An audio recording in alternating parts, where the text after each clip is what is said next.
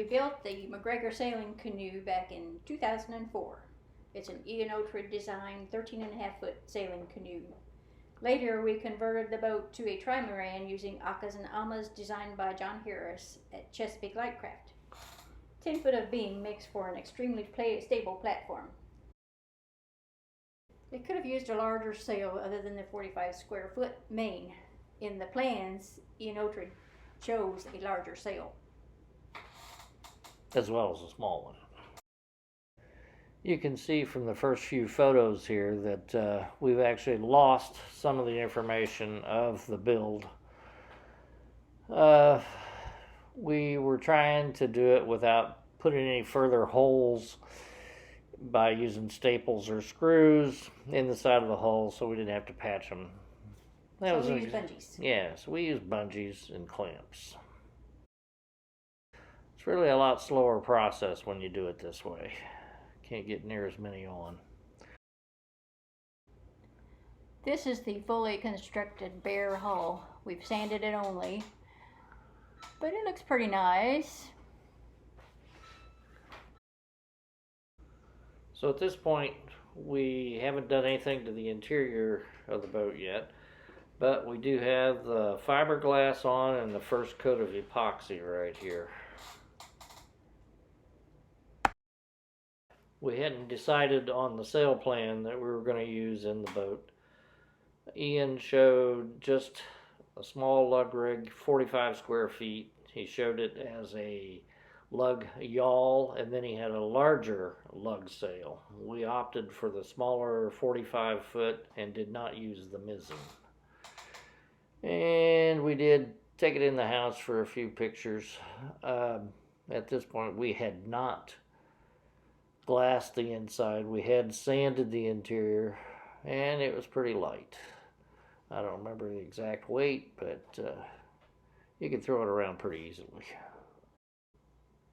Back to the shot. The hull is right side up, and we started working on the interior. We sanded it and fiberglassed it, and we got ready to start working on the shear clamp and the deck beams.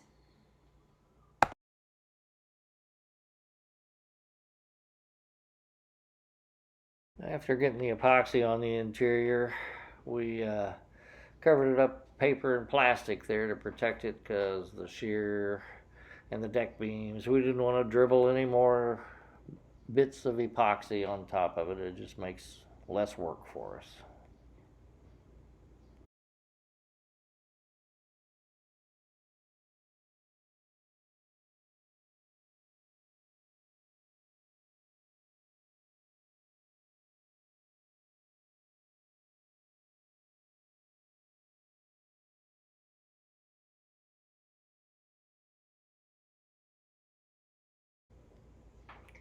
There you see the deck beams beginning to grow, and there's a bulkhead, and we're putting the side deck support beams for the carlins.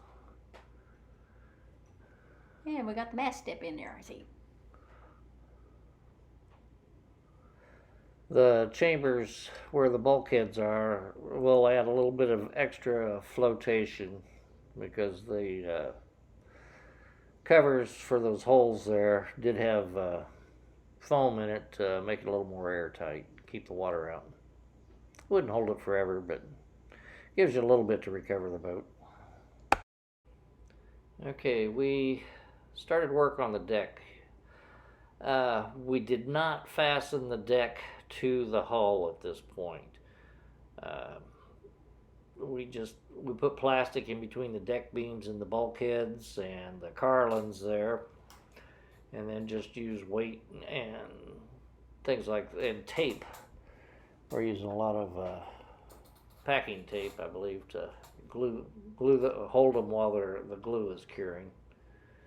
And we use Tight Bond 2 for the strips on the deck.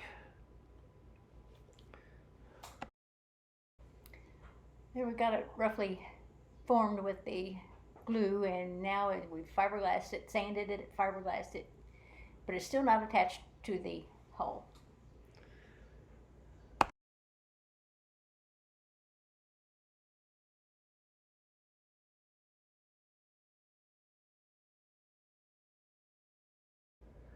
If you look up here on the beams in the living room, you can see the deck is not on the canoe. So the temperatures have dropped outside, so these are only two of the boats that we keep inside. And a lot of the spars too.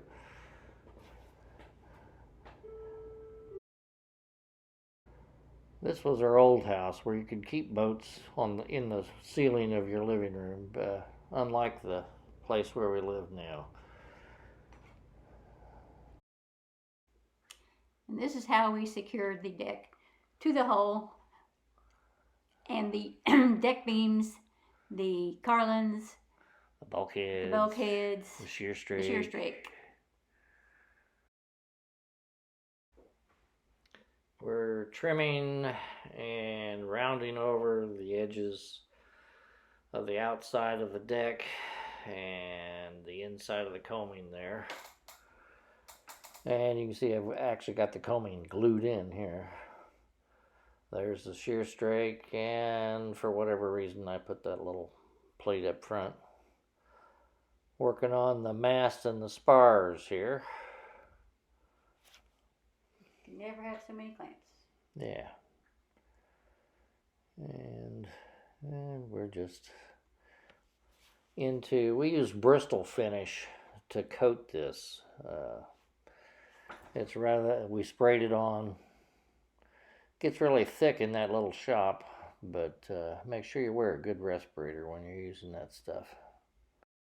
And here's additional parts for the sailing canoe: the steering yoke, the rudder head, the bulkhead inspection ports, the rudder, and the lee boards. And these are just shiny shots.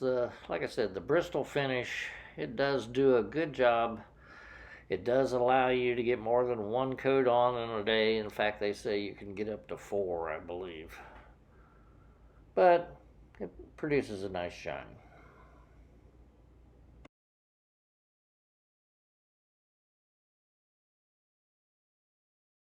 Okay, this is actually like April 26th, and yeah, it was still cold, but the primary reason we brought it into the house was we wanted to rig it. So we, first of all, took a few pictures of it. We did paint the interior of the hull at some point during this construction. But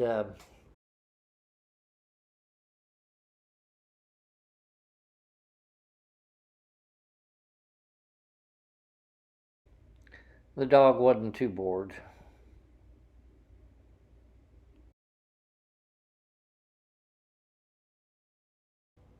We set the mast up. We had a pretty good high ceiling there in the living room. And we were able to rig the boat in the comfort of our home.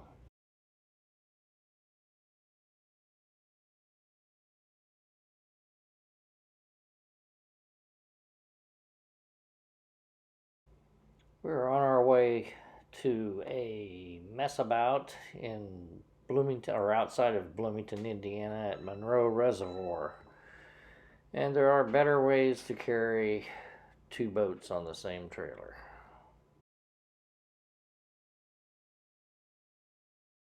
It was a 0 wind day.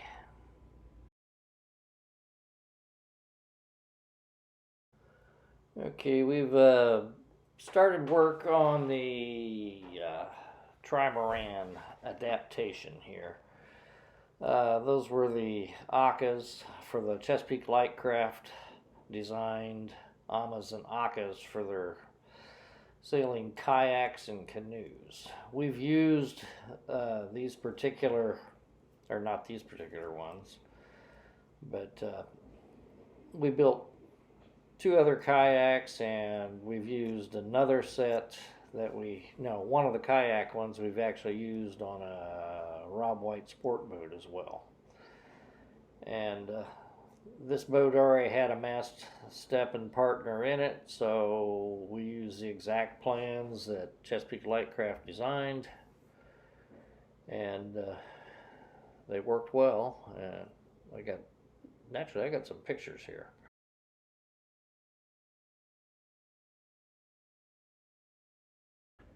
Okay, several shots here showing a little more detail of how it's actually rigged and the things, how they connect from the hull to the Aka to the Ama.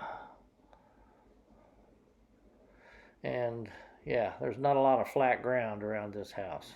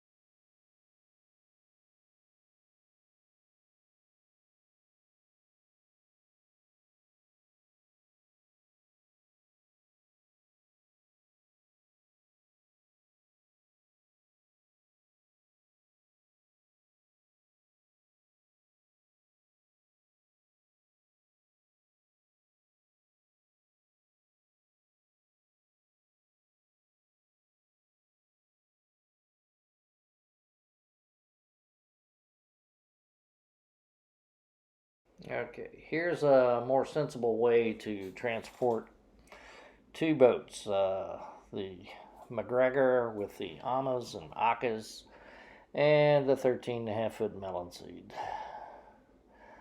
This is Green Lake, Wisconsin.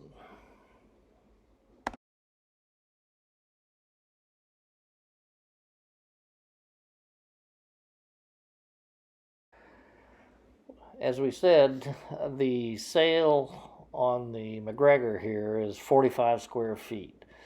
We could have gone with quite a bit larger sail. On the kayaks we had, which were Chesapeake 16s from Chesapeake Light Craft, they're actually 15.5 feet long. We used a 62-foot sprit rig sail that came directly off of a melon seed.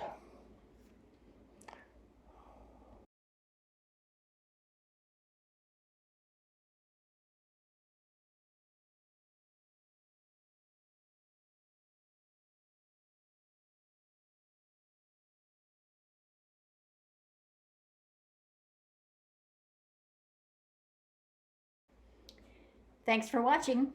Please like and subscribe.